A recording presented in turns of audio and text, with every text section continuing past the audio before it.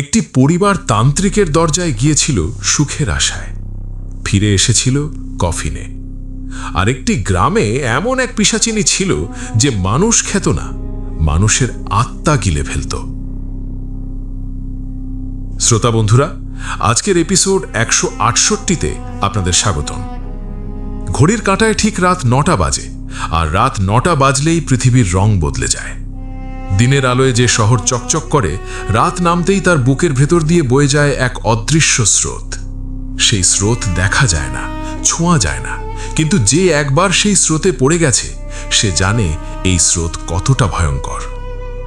রাত 9টা মানেই সেই অশরীরীর আসর, যেখানে শুধু ভয় নয়, সত্যি নামে। সত্যি, যা মাঝে মাঝে গল্পের চেয়েও বেশি ভয়ঙ্কর। সেই সত্যির আসরে আজ আবার আপনাদের স্বাগত জানাচ্ছি। তাহলে সময় নষ্ট না করে শুরু করা যাক। ঘটনা শুরুর আগে আপনাদের কাছে আমার ছোট্ট একটি অনুরোধ। যারা এখনও অশরীরী পরিবারে যুক্ত হননি, তারা প্লিজ এখনই সাবস্ক্রাইব বাটন এবং পাশের বেল আইকন টিপে সকল নোটিফিকেশন অন করে নিন। আর যারা ইতোমধ্যেই সাবস্ক্রাইব করেছেন, তারা আজকের এপিসোডের লাইক বাটনে ক্লিক করুন এবং কমেন্টে লিখুন, আমি প্রস্তুত, যদি আজকের আতঙ্ক সহ্য করার সাহস রাখেন, কারণ আজকের রাতটা সহজ নয়। আজকে দুটো ঘটনা আছে। প্রথম ঘটনাটি এমন এক পরিবারের যারা সুখের খোঁজে গিয়েছিল একজন তান্ত্রিকের কাছে, আর সেই তান্ত্রিক তাদের দিয়েছিল ধ্বংস। এক এক করে, ধীরে ধীরে, এমনভাবে যে পরিবারটি বুঝতেই পারেনি কখন থেকে তারা ধ্বংস হতে শুরু করেছিল। দ্বিতীয় ঘটনাটি এমন এক পিশাচিনীর যার কথা শুনলে রাতে একা ঘরে বসে থাকার সাহস থাকবে না। শুরু করছি আজকের এপিসোড 168-র প্রথম ঘটনা। তেলেঙ্গানার সেই ভণ্ড তান্ত্রিকের ফাঁদে একটি পরিবারের সর্বনাশের ভয়ঙ্কর সত্য ঘটনা। এই ঘটনাটি আমাদের পাঠিয়েছেন রণজিৎ পাল। রণজিৎ তেলেঙ্গানার নোলগোন্ডা জেলার বাসিন্দা, বয়স 32। পেশায় তিনি একটি বেসরকারি ব্যাংকে কর্মরত। যে ঘটনাটা তিনি পাঠিয়েছেন সেটা তার নিজের পরিবারের, তার মায়ের দিকের মামার পরিবারের ঘটনা। 2022 সালের শেষের দিক থেকে 2023 সালের মাঝামাঝি পর্যন্ত যা ঘটেছিল সেটা তিনি চোখের সামনে দেখেছেন, এখনও ভুলতে পারেননি। বলেছেন, এই ঘটনা অশরীরীকে না পাঠালে নিজের ভেতরে পচে যেত। অসংখ্য ধন্যবাদ রণজিৎকে এই ভয়ঙ্কর সত্য ঘটনা আমাদের সাথে ভাগ করে নেওয়ার জন্য। ঘটনাটি রণজিতের ভাষায় বলছি। নোলগোন্ডা জেলার মিরিয়ালগুড়া তহসিলের একটু বাইরে একটা ছোট্ট গ্রামে আমার মামার পরিবার থাকত। মামার নাম সুরেশ পাল, বয়স তখন 50-এর কোঠায়। মামি সাবিত্রী পাল, বয়স 45-এর মতো। ছেলে দুটো, বড় ছেলে সঞ্জয়, বয়স 27, ছোট ছেলে বিজয়, বয়স 22। একটা মেয়ে ছিল, নাম প্রিয়া, বয়স 19, তখন পড়াশুনো করছে। পরিবারটা একদম সাধারণ। মামার একটা ছোট্ট কৃষি জমি আছে আর একটা পানের দোকান। সংসার চলে, কষ্ট আছে, কিন্তু অনাহারে থাকার মতো অবস্থা নয়, শান্তিতে ছিল। কিন্তু 2022 সালের জুলাই মাসের দিকে হঠাৎ করে কিছু ঘটনা ঘটতে শুরু করল। প্রথমে সঞ্জয়ের চাকরি গেল। সে নিজামাবাদে একটা কোম্পানিতে কাজ করত, সেই কোম্পানি বন্ধ হয়ে গেল। দ্বিতীয়ত, মামার জমিতে সেই বছর ফসল হলো না, বৃষ্টি ঠিকমতো হয়নি, ফসল নষ্ট হয়ে গেল। তৃতীয়ত, বিজয়ের একটা ছোট্ট ব্যবসা শুরু করার পরিকল্পনা ছিল, সেটা শুরু হওয়ার আগেই একটা আইনি জটিলতায় আটকে গেল। এই তিনটো ঘটনা একসাথে হতেই মামার পরিবারে একটা অস্থিরতা এলো। মামি সাবিত্রী বলতে শুরু করলেন, কোথাও একটা লাগা আছে, কারো নজর লেগেছে, নইলে একসাথে এত কিছু হয় না। আমাদের সমাজে এই ধরনের বিশ্বাস অনেক গভীরে প্রথিত, বিশেষত গ্রামের মানুষের মধ্যে। মামি বিশ্বাস করতেন যে কেউ তাদের ওপরে কালো নজর দিয়েছে, কেউ হয়তো হিংসে করে জাদুটোনা করিয়েছে। এই অবস্থায় গ্রামের একজন বয়স্ক মহিলা মামিকে পরামর্শ দিলেন। বললেন, হায়দ্রাবাদের কাছে একটা জায়গায় একজন মহাশক্তিমান তান্ত্রিক আছেন, তার নাম বলরাম স্বামী। তিনি যা করতে পারেন সেটা সাধারণ মানুষের পক্ষে সম্ভব নয়, যাও, তার কাছে যাও। মামি প্রথমে রাজি হননি, কিন্তু পরিবারে যখন একের পর এক সমস্যা আসতে থাকলো, সঞ্জয়ের চাকরি নেই, টাকার টানাটানি বাড়ছে, তখন মামা নিজেও একদিন বললেন, চলো একবার দেখে আসি, ক্ষতি কি। আমি তখন নোলগোন্ডায় ছুটিতে এসেছিলাম। মামা মামি হায়দ্রাবাদের দিকে যাওয়ার কথা বলতেই আমি বললাম, আমিও যাব। এটা ছিল সেপ্টেম্বর মাসের একটা শুক্রবার। আমরা তিনজন, মামা, মামি আর আমি, সকালে রওনা হলাম। হায়দ্রাবাদ থেকে প্রায় 25 কিলোমিটার দূরে একটা ছোট্ট জায়গায় এই বলরাম স্বামীর আস্তানা। রাস্তার ধার থেকে একটা কাঁচা পথ ধরে ভেতরে ঢুকতে হয়। আশেপাশে গাছপালা, একটা পুরনো বাড়ি। বাড়ির সামনে পৌঁছে দেখলাম ইতোমধ্যে বেশ কয়েকজন মানুষ বসে আছে। নানান বয়সের মানুষ, কেউ বয়স্ক, কেউ মধ্যবয়সী, কেউ তরুণ। সবার মুখেই একটা উদ্বিগ্ন ভাব। নানান সমস্যা নিয়ে এসেছে। ব্যবসায় ক্ষতি, ছেলে মেয়ের বিয়ে হচ্ছে না, শরীর খারাপ, ঘরে অশান্তি, এই ধরনের সমস্যা। আমি আশেপাশে তাকিয়ে পরিবেশটা বোঝার চেষ্টা করছিলাম।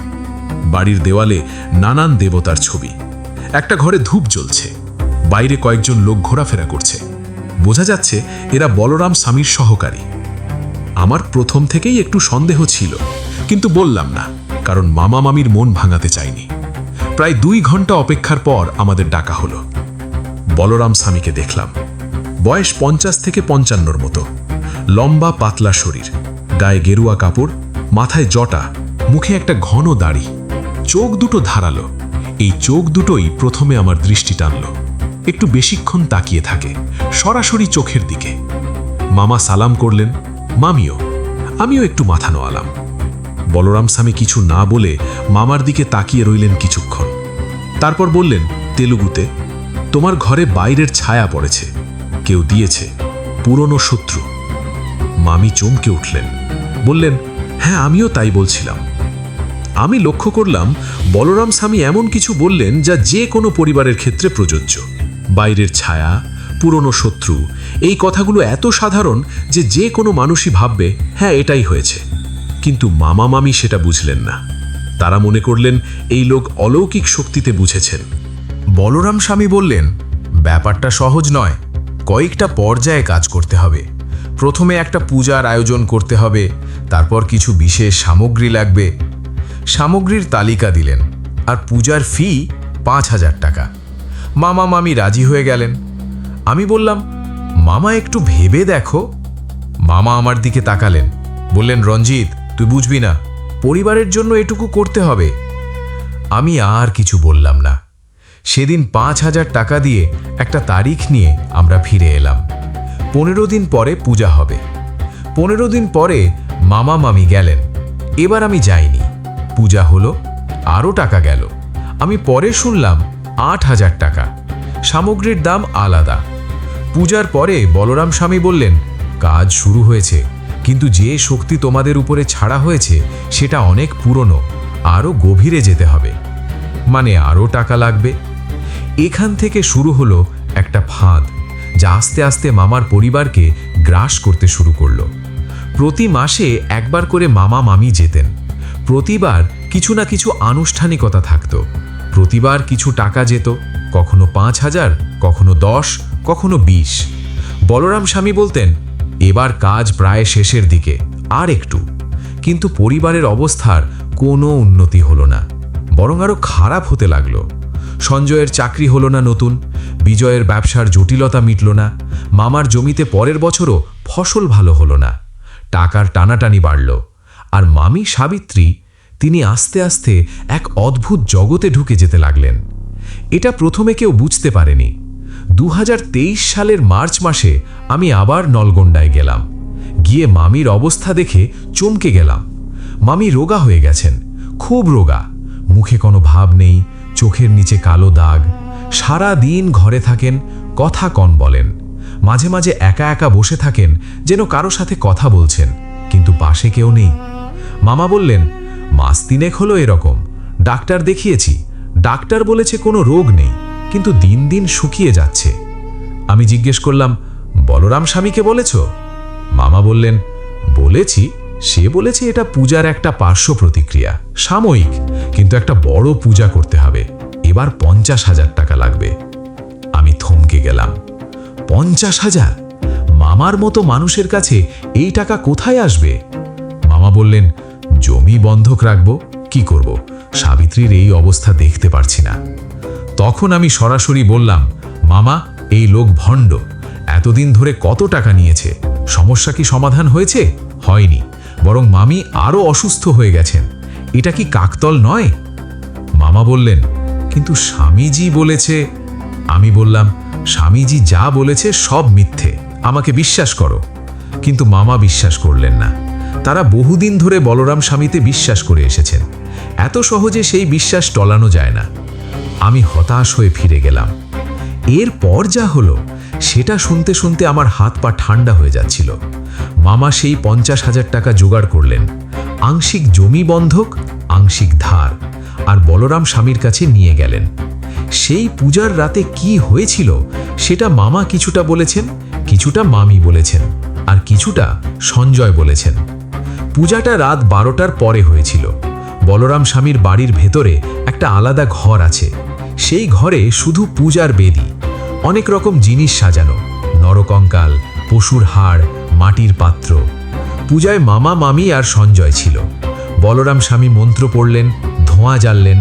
একটা বিশেষ ধূপ ছিল, সেই ধূপের ধোঁয়ায় ঘর ভরে গেল। সেই ধূপ শ্বাসের সাথে নেওয়ার পরে মামির মাথা ঘুরতে লাগলো। পরে বোঝা গেছে সেই ধূপে কোনো নেশার উপাদান মেশানো ছিল। পূজার মাঝপথে বলরাম স্বামী মামিকে বললেন, এই মুহূর্তে একটা বড় শক্তি তোমার কাছ থেকে একটা জিনিস চাইছে, সেটা দিতে রাজি হলে পরিবার মুক্তি পাবে।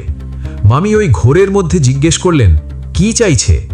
বলরাম স্বামী বললেন, তোমার মেয়ে প্রিয়াকে এখানে নিয়ে আসতে হবে একটা রাতের জন্য। মামা চমকে উঠলেন, বললেন, কেন? বলরাম স্বামী বললেন, পূজার শেষ ধাপে একটা কুমারী মেয়ে দরকার, শুধু পাশে বসে থাকবে, কোনো ক্ষতি হবে না। মামা সঙ্গে সঙ্গে না বললেন, বললেন, এটা হবে না। বলরাম স্বামী বললেন, তাহলে পূজা অসম্পূর্ণ থাকবে, আর পূজা অসম্পূর্ণ থাকলে যে শক্তি জাগানো হয়েছে সে এখন তোমাদের উপরেই ফিরে আসবে, তোমাদের পরিবার মুছে যাবে। মামা বললেন, আমার মেয়ে আসবে না। সেই রাতে পূজা শেষ না করেই মামা, মামি আর সঞ্জয় সেই বাড়ি থেকে বেরিয়ে এলেন। কিন্তু এখানেই ঘটনা শেষ নয়, এখান থেকেই আসল ভয়ের শুরু। বাড়ি ফেরার পরের রাত থেকে পরিবারে অদ্ভুত সব ঘটনা শুরু হলো। প্রথমটা হলো মামার সাথে। রাত তখন 2টোর কাছাকাছি। মামা ঘুমাচ্ছিলেন, হঠাৎ ঘুম ভাঙল। ঘরের মধ্যে একটা অস্বাভাবিক গরম, পাখা চলছে কিন্তু কোনো বাতাস নেই। মামা উঠে বসলেন। ঘরের দরজার দিকে কিছু একটা দাঁড়িয়েছিল। মামা পরে সঞ্জয়কে বলেছিলেন, মানুষের মতো দেখতে কিন্তু মানুষ না, অনেক লম্বা, অনেক পাতলা, মাথা ছাদের কাছে, আর সেটার চোখ দুটো সাদা, পুরো সাদা, কোনো মণি নেই। মামা চিৎকার করলেন। সেই চিৎকারে পুরো বাড়ি জাগলো, সবাই এলো। ঘরে আর কিছু নেই, কিন্তু ঘরটায় একটা গন্ধ ছিল, পোড়া কিছুর গন্ধ। দ্বিতীয় ঘটনাটা হলো সঞ্জয়ের সাথে। পরের রাতে সঞ্জয় তার নিজের ঘরে ছিল। রাত 3টের দিকে সে শুনল বাইরে থেকে কেউ তার নাম ধরে ডাকছে। গলাটা চেনা, মামির গলা মতো। সঞ্জয় উঠে দরজা খুলল। বাইরে মামি দাঁড়িয়ে আছেন, কিন্তু মামির মুখে কোনো ভাব নেই, শূন্য দৃষ্টিতে তাকিয়ে আছেন। সঞ্জয় জিজ্ঞেস করল, মা, কি হয়েছে? মামি কোনো উত্তর দিলেন না, শুধু আস্তে আস্তে মাথা ঘুরিয়ে উঠানের দিকে তাকালেন। সঞ্জয় মামির হাত ধরল, হাত বরফের মতো ঠান্ডা। সঞ্জয় মামিকে ধরে ভেতরে নিয়ে এলো। মামা জাগলেন। মামির এই অবস্থা দেখে দুজনে মিলে মামিকে ঘরে শুইয়ে দিলেন। সকালে মামি কিছু মনে করতে পারছিলেন না। বলছিলেন, আমি কোথায় গিয়েছিলাম কিছুই মনে নেই।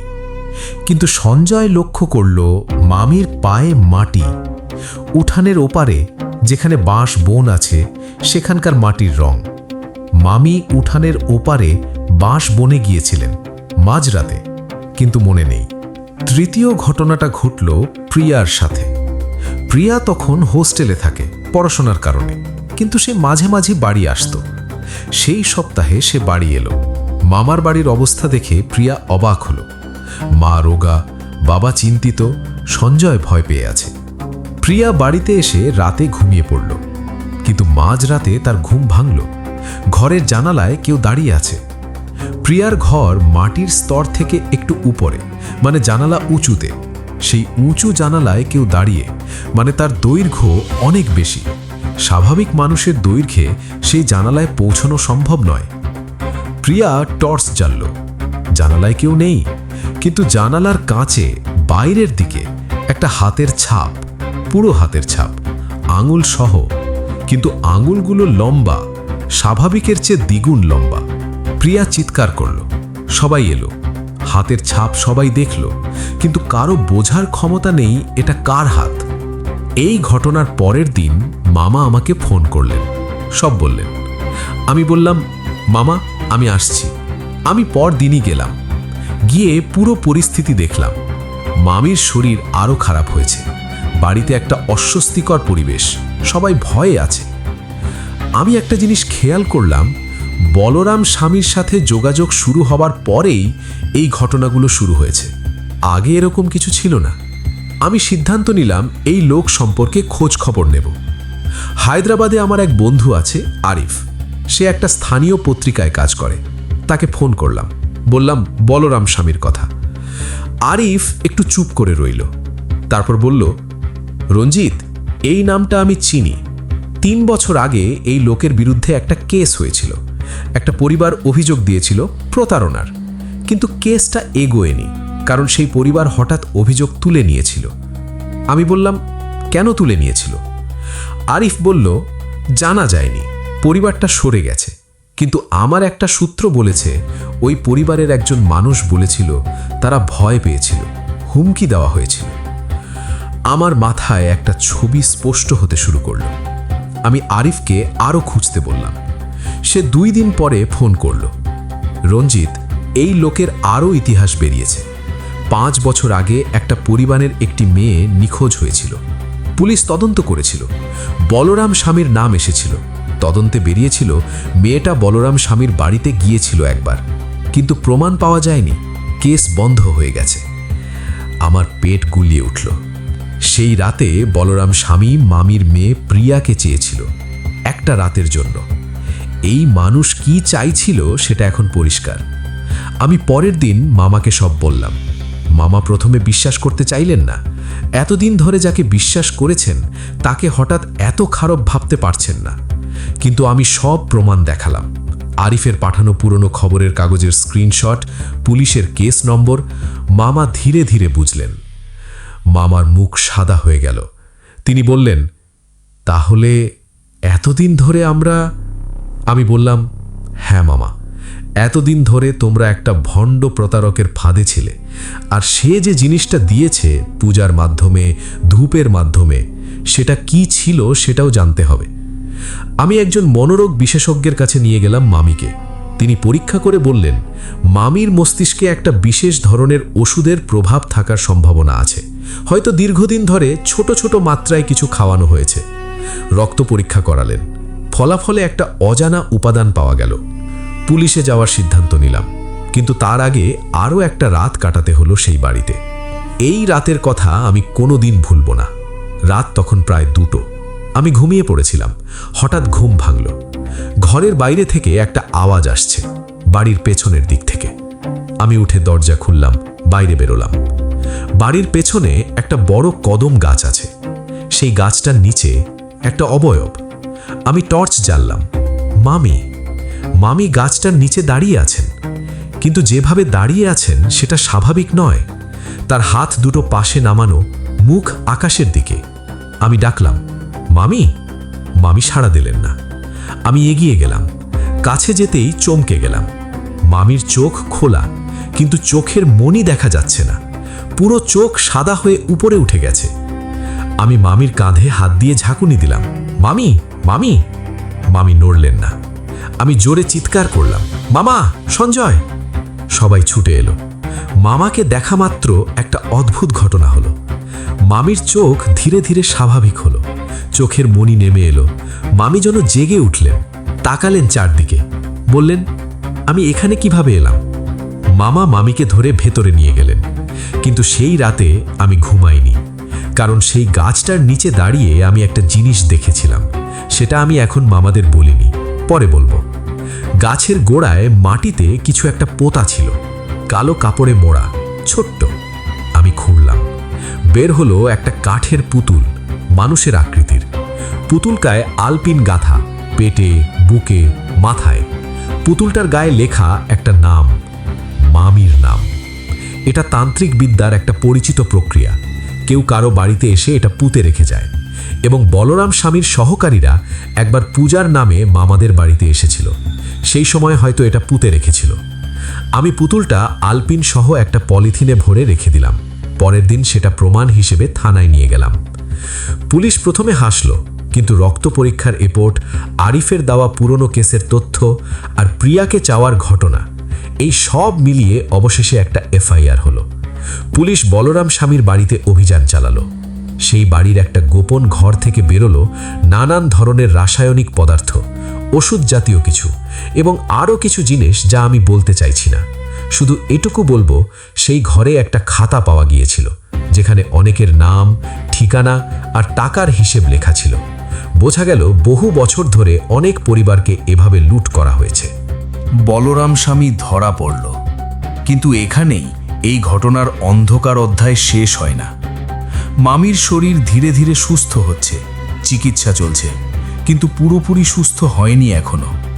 আর সেই রাত্রে যা যা দেখা গেছে, মামার দেখা সাদা চোখের অবয়ব, জানালায় লম্বা আঙুলের হাতের ছাপ, মামির চোখ উপরে উঠে যাওয়া, এগুলোর ব্যাখ্যা কি শুধু রাসায়নিক দিয়ে হয়?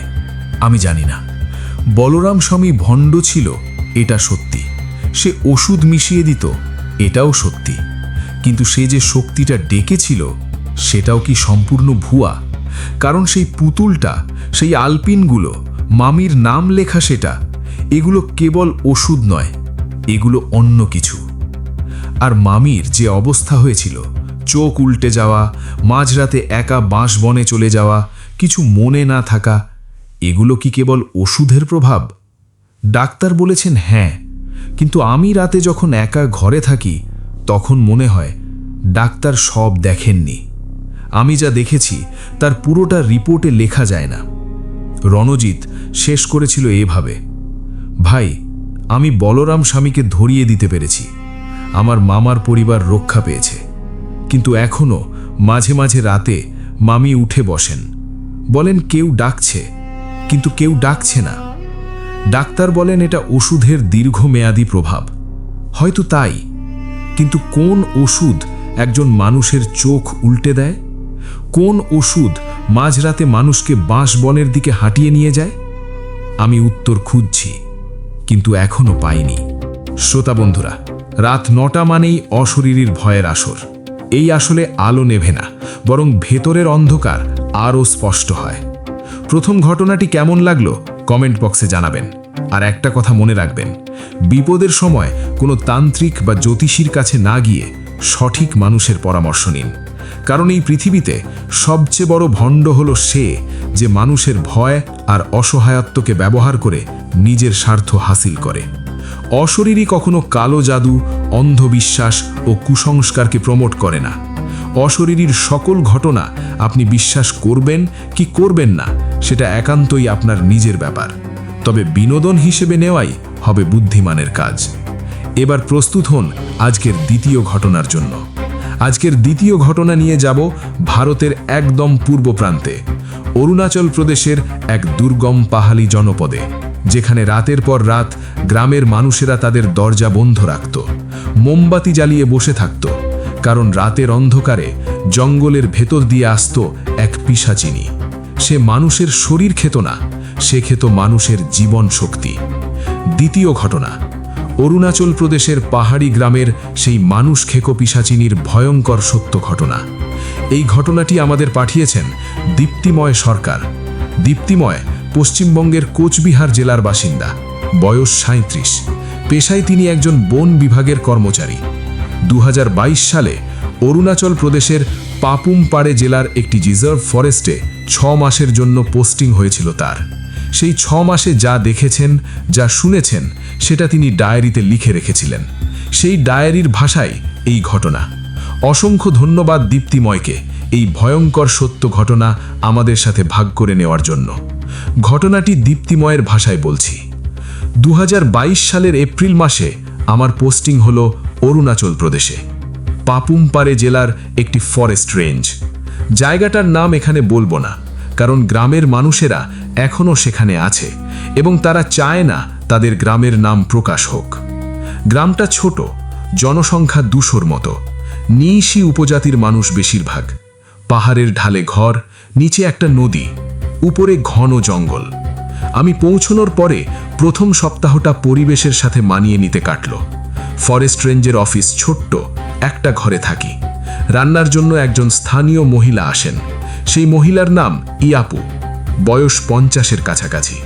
তিনি সেই গ্রামেরই বাসিন্দা। বাংলা খুব বেশি বলতে পারেন না, কিন্তু হিন্দিতে কথা বলতে পারেন। প্রথম দিকে ইয়াপু সন্ধ্যার মধ্যেই চলে যেতেন। আমি একবার বলেছিলাম, ইয়াপু দিদি, একটু পরে গেলে হয় না? সন্ধ্যার পরে একটু আলো থাকলে ভালো লাগে।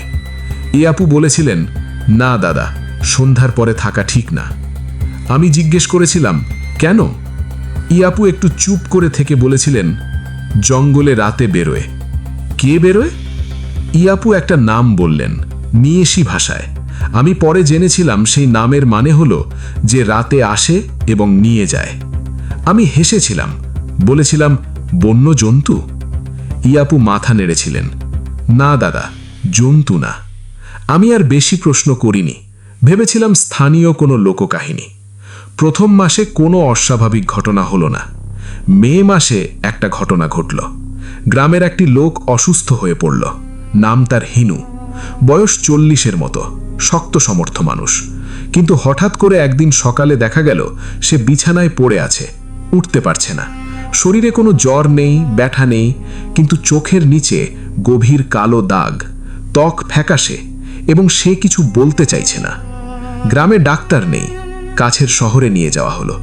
ডাক্তার পরীক্ষা করে বললেন, রক্তে হিমোগ্লোবিন কমে গেছে, কিন্তু রক্তপাতের কোনো চিহ্ন নেই।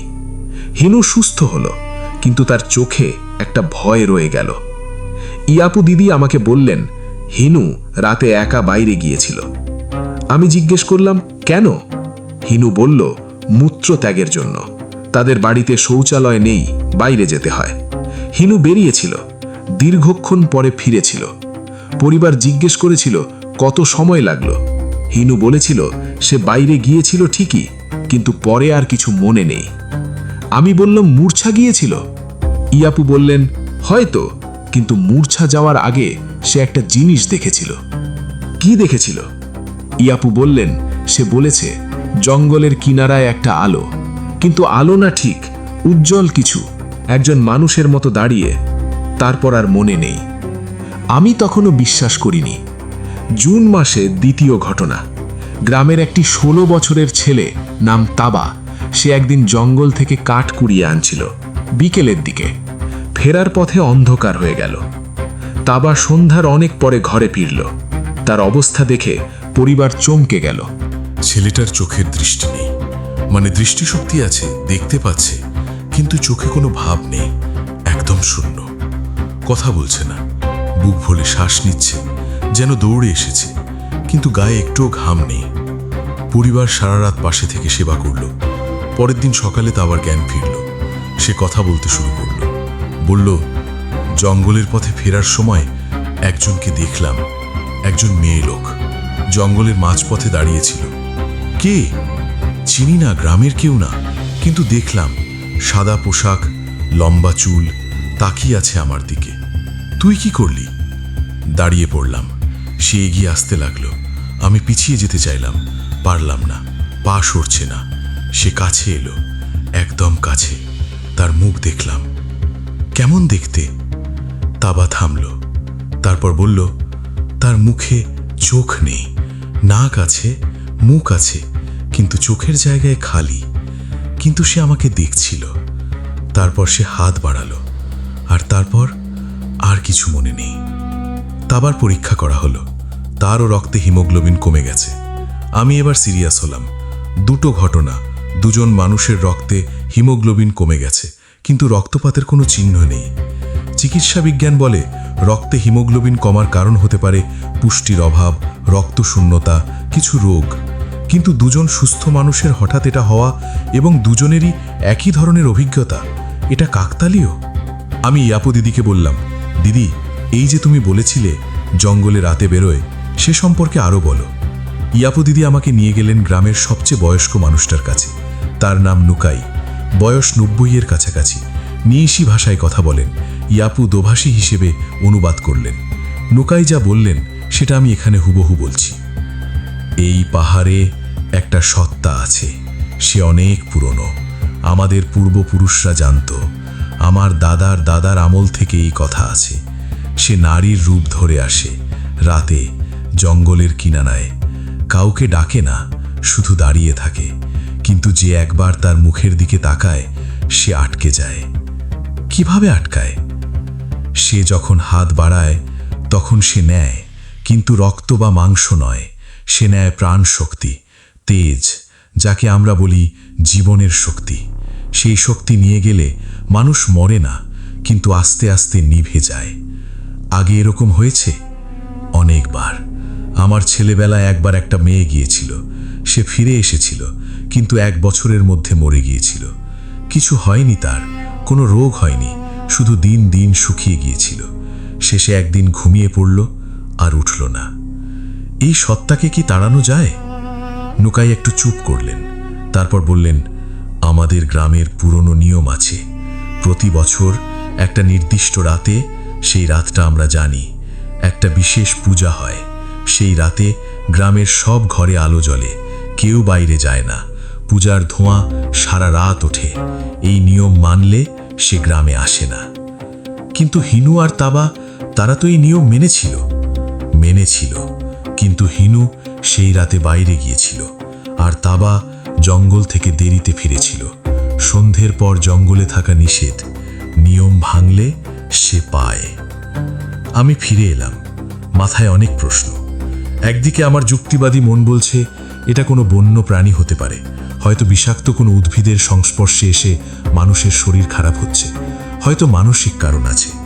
আর অন্যদিকে হিনু আর তাবার বর্ণনা হুবহু এক। আমি সিদ্ধান্ত নিলাম রাতে জঙ্গলের কিনারায় নজর রাখব। এই সিদ্ধান্তটা ছিল আমার জীবনের সবচেয়ে বড় ভুল। জুলাই মাসের একটা রাত, ঝিমঝিম বৃষ্টি পড়ছে।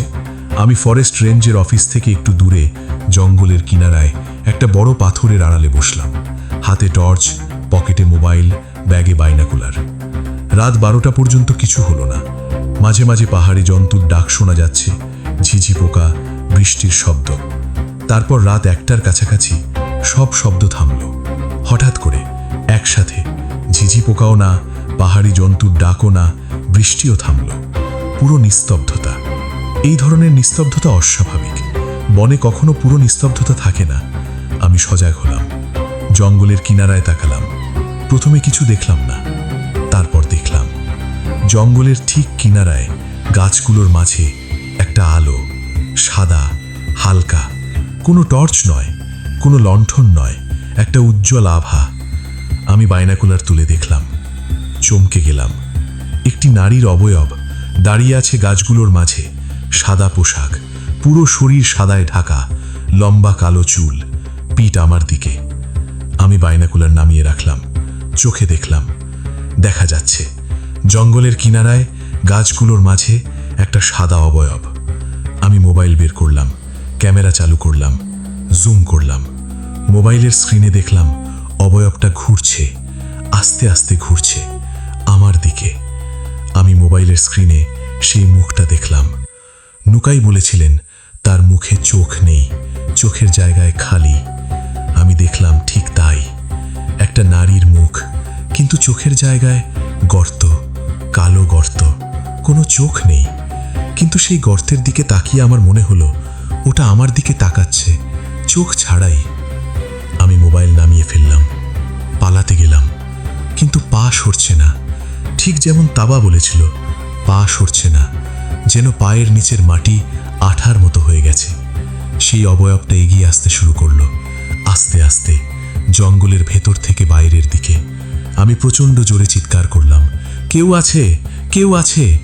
আর ঠিক সেই মুহূর্তে আমার পায়ের কাছে কিছু একটা পড়ল, একটা আলো। পেছনে তাকালাম, ফরেস্ট রেঞ্জের চৌকিদার রামলাল।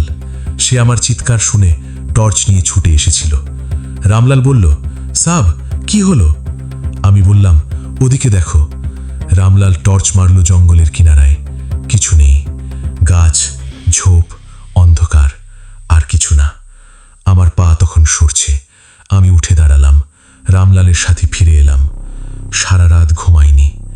পরের দিন আমার শরীর খারাপ লাগলো, মাথা ঘুরছে, ক্লান্তি। সারাদিন শুয়ে থাকলাম। ইয়াপু দিদি আসলেন, আমাকে দেখে চিন্তিত হলেন, জিজ্ঞেস করলেন, কি হয়েছে দাদা? আমি বললাম, রাতে জঙ্গলের কিনারায় গিয়েছিলাম। ইয়াপু দিদির মুখ সাদা হয়ে গেল। দাদা, তুমি দেখেছ? আমি বললাম, হ্যাঁ।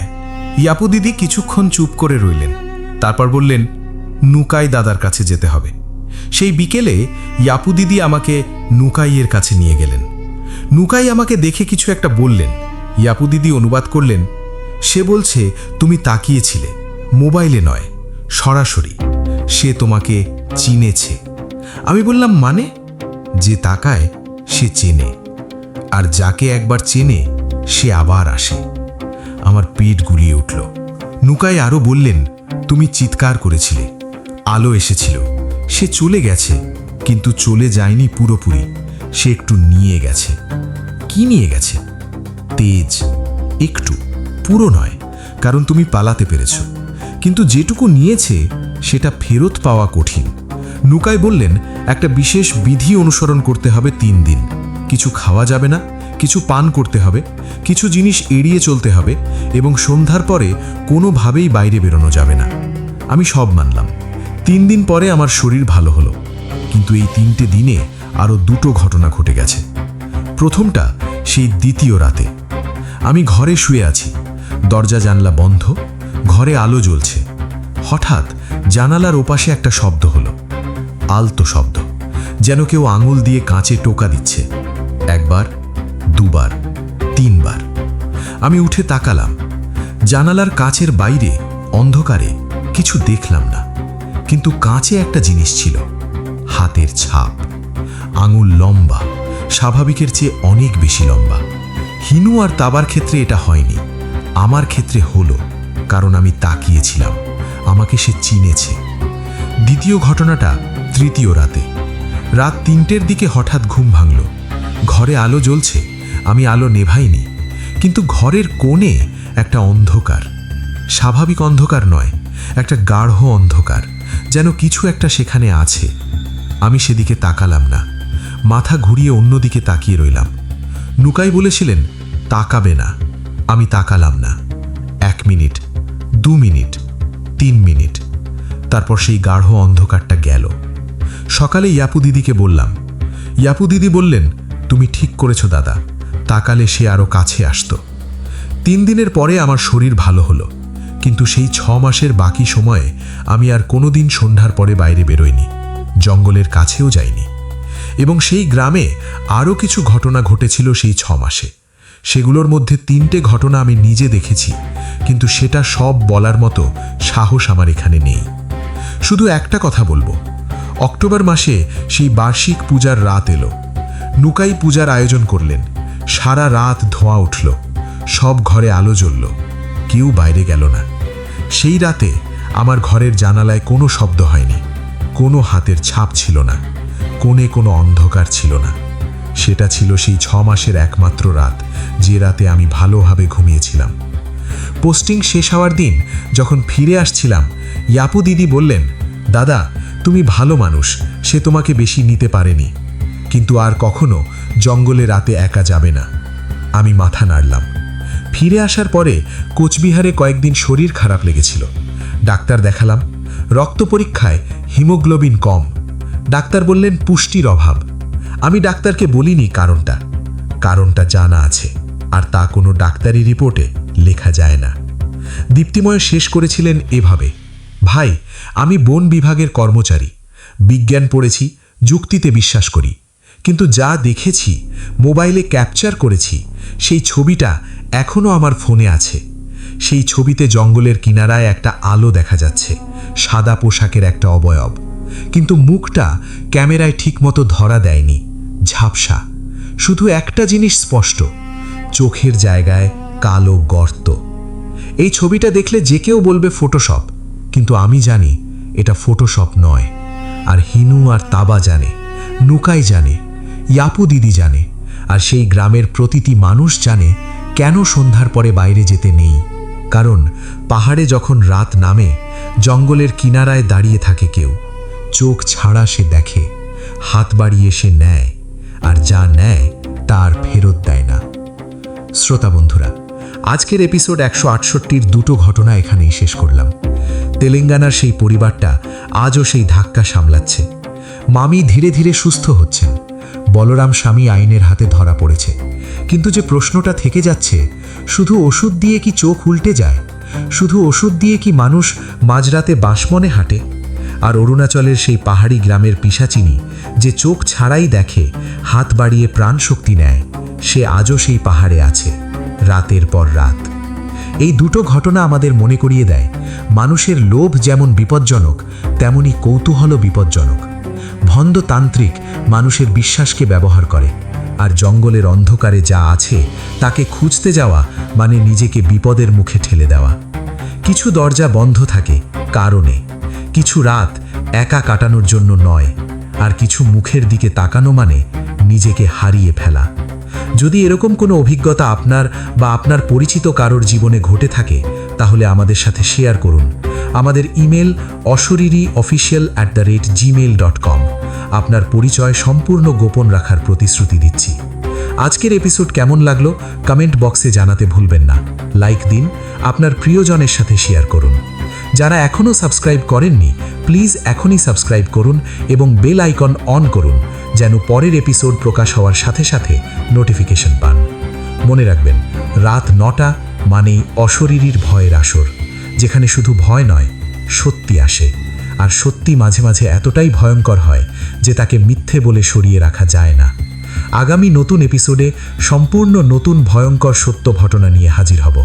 সে পর্যন্ত ভালো থাকুন, সুস্থ থাকুন, সুন্দর থাকুন, নিরাপদে থাকুন। রাতে একা জঙ্গলের কিনারায় যাবেন না, অচেনা আলো দেখলে কাছে যাবেন না। আর কেউ যদি বলে শুধু একটা রাতের জন্য, সেই কথা বিশ্বাস করবেন না, কারণ কিছু কিছু জিনিস একটা রাতেই যথেষ্ট। শুভরাত্রি।